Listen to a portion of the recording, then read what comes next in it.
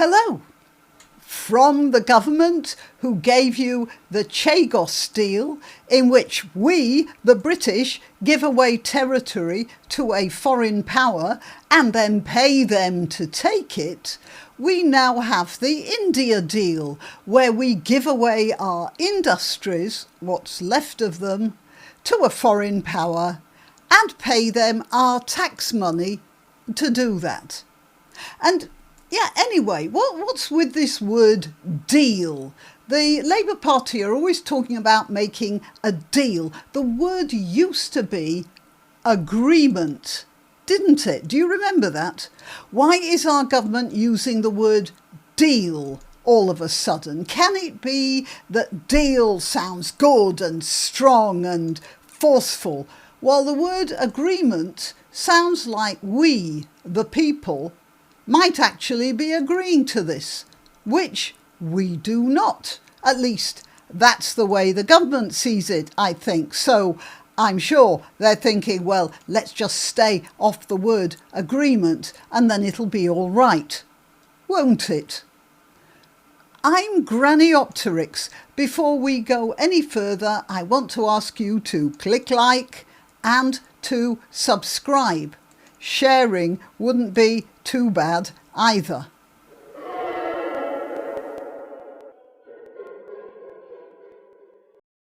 First of all, this idea of a two-tier tax system is actually very natural to the Indian government. Many areas of India already do have special tax categories. It's part of the Indian attitude to tax. A lot of people accuse the Indians of not paying taxes. Well, that's not really true. There is tax avoidance, and maybe a bit more than there is here in Britain, but it's not that much different.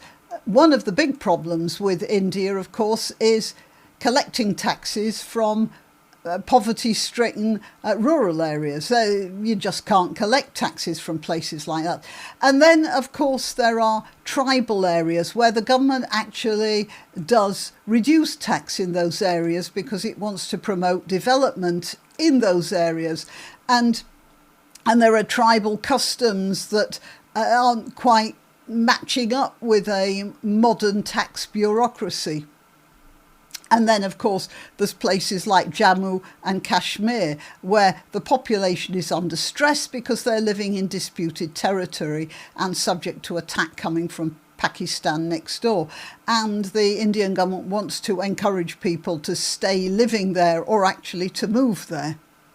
So there are tax concessions in places like that as well. So, OK, if that's part of the Indian attitude to tax, what's the problem? Well, you see, as it says here in this article in the Daily Telegraph, if Indians can do business here without paying tax, of course, there'll be a shift from India to Britain, where it would be easier for Indian businesses to do their work with Europe and America that it is in trying to do their work from India, which is somewhat isolated. It's got China on one side, of course, and India and China have a very difficult relationship. And then there are a lot of unfriendly countries on the eastern and the western side. So there's a problem, for instance, with shipping. There's a lot of piracy in the Indian Ocean as well. Hang on, let's look at a map. Here we are. So here's India, and here's, China and Burma. These are all countries that India has a bit of trouble with. And the places where India can export to without a lot of trouble would be Australasia. But getting your stuff to Europe, if you're in India, is a big problem. First of all, this area here, this is Somalia. Now, to be fair to the Somalis, the industrial trawlers of Chinese, Russian and European fishing fleets have destroyed the Somali fishing industry. That's what it relied on. And that, of course, combined with the chaotic political environment, means that if it wasn't for the occasional haul by pirates, a lot of Somalis would simply starve. So shipping here in this area is always under attack from Somali pirates. And then, of course, there are the Houthis. They're here in what used to be called North Yemen. Yemen is supposed to be all one country right now, but I don't think anyone really believes that. Now, the Houthis are Shia Muslim, very fundamentalist, and aligned with Iran. So it's their job to cause trouble in this area, especially with Saudi Arabia, but they often disrupt traffic going into the Red Sea, which is the Suez Canal. And that means that a lot of shipping coming from India trying to get to Europe will find itself suddenly, instead of heading up to the shortcut, will have to go all the way round. Let's see if I can move this. All the way round the Horn of Africa and then up the other side and around the that big bulge and then round and then back into Europe that way. And that's not really the most convenient, is it? And I have to remind you that Africa is a lot bigger than it looks on this map because of the Mercator projection. It's in the middle and everything in the middle is squashed up a bit. That's not a political thing. That's to do with the way the map has to be foreshortened to fit a globe onto a flat plane. Anyway, that's another matter. I'm going all over the place here, aren't I? So the Houthis have always been a threat to commercial shipping in the Red Sea because, as I said, they're allied with Iran and they don't like Saudi Arabia and they don't like Egypt that much. But since November 2023, just after the Hamas attack into Israel, there's been even more aggression from the Houthis. And that means that ships have been avoiding the Suez Canal. Sometimes it's been completely closed down and sometimes it's just a bit dodgy, which in its turn is badly affecting the Egyptian economy. The Egyptian economy depends very heavily on the Suez Canal. And, by the way, that's why the Americans are on the side of Israel right now in shelling places like Sana'a and Hodeidah. I don't know who's shelling what, by the way. I know the Americans are shelling ships, as Houthi shipping or Iranian shipping. I really don't know in that area. And maybe it's just the Israelis actually doing the shelling of the... Oh, that was nice. That's gone. Oh, lovely. OK, so I don't know whether the Israelis are actually attacking the land of North Yemen or whatever it's calling itself now.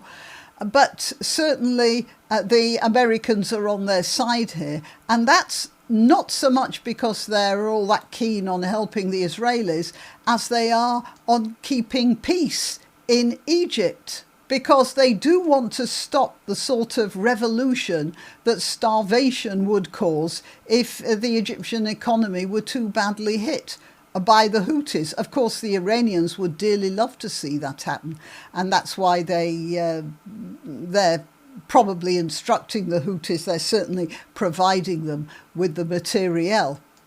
Anyway, so the Americans are there and the Israelis are there, and they're dealing with the Houthis, but the Indians know that they can't rely on the USA all the time. So yes, the Indians would like a foothold somewhere in Europe, and where better than the UK, which has had since the 19th century a very strong cultural affinity with India. As we know, India was part of the British Empire. In fact, they called it the jewel in the crown, didn't they, because it was so rich.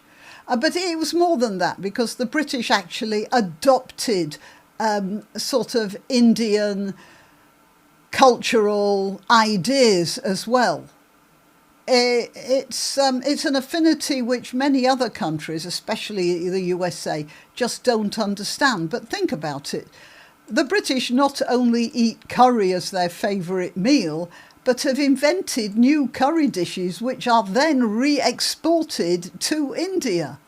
And of course, there are all the words that we have in English. I mean, let's say there's bungalow, jungle, shampoo, veranda, chutney, what else is there? Bangle, pundit, bandana, oh yes, and pyjamas. I mean, there are many more. And I'm sure all those magnificent moustaches. Hang on, I got some pictures. Just a minute. But, you know, all those magnificent moustaches sported by Victorian gentlemen must have come from their experience in the subcontinent, because before the Brits discovered India, no man wore just a tash on his upper lip without a balancing beard. And the British men who were in India must have seen and been impressed by the magnificent moustaches sported by their Indian colonials. Anyway, I digress. The fact is that India wants a foothold in Europe and the UK wants the trade, and being out of the EU, we can do that. The question is this an advantage?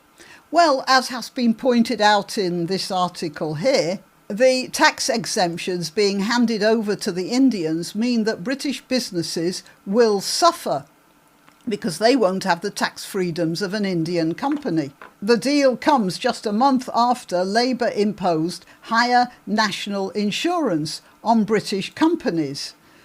Kemi Badenoch said, and Nigel Farage both dubbed the government's differing policies on national insurance a two-tier approach. Kemi Badenoch said, ceramics and aluminium industries would be screwed. And then she made the political point, when Labour negotiates, Britain loses. Well, the fact is that Labour seem incapable of any reasonable negotiations. Nigel Farage said two-tier care was betraying British workers. If you look at the detail, he said, it's truly extraordinary. This government doesn't give a damn about working people. Well, yeah, I did agree with that. The Labour Party have this time in a big, big way betrayed working Britain, and that's why many... political point. He added, Reform UK are the party of British workers. So you know what I said in my previous video about me wanting the two-party system to have the Conservatives and Reform, and that the Labour Party will be relegated to the dustbin of history. Well, it looks like Nigel Farage is thinking along those lines as well. There'll be the Conservative Party and the Reform, which will be, he says, the party of the working classes. Anyway, that's how bad it is for Britain. It's not that good for companies in India either. They'll also suffer, and for the same reasons, but in reverse. That is, Indian companies will have a sort of brain drain to Britain because of tax breaks out there. So I'd say that in both cases, both countries are going to have a few problems with this. I mean, we may be able to work it out, but it doesn't look that good. And speaking as a Brit, I'm more concerned about the effect it's going to have on Britain. There is one bright spark on the horizon, though. You may have noticed that there are already ethnic tensions between Hindu and Muslim people in towns where they're all crammed together, like Leicester, for instance. Now, a lot of people are very concerned about the amount of weight that Muslims are wielding, even though they're only about 6.5% of the British population. Hindus, on the other hand, are only about 2% of the British population. Perhaps the government's grand plan, if you can imagine that they have one, is to increase the number of Hindus in the UK, and that way that'll even out the odds, and the white political elite, that is, the Labour Party, can sit back and watch the two factions duking it out between themselves, and leave the elite Liberals to sit back and tut-tut at all those primitive foreigners fighting foreign wars on British territory, while the white liberal elite can keep their own kumbaya virtues completely untouched and clean, as if they had nothing to do with it. Well, it's just a thought. All right, you can think about that till next time. Don't forget to share and subscribe. You can help my channel by subscribing and clicking the notification bell. That's quite important. And by sharing if you're so inclined. Links to my other channels and to donation methods are in the description. But the best way you can help is simply by clicking like and notify. Thank you.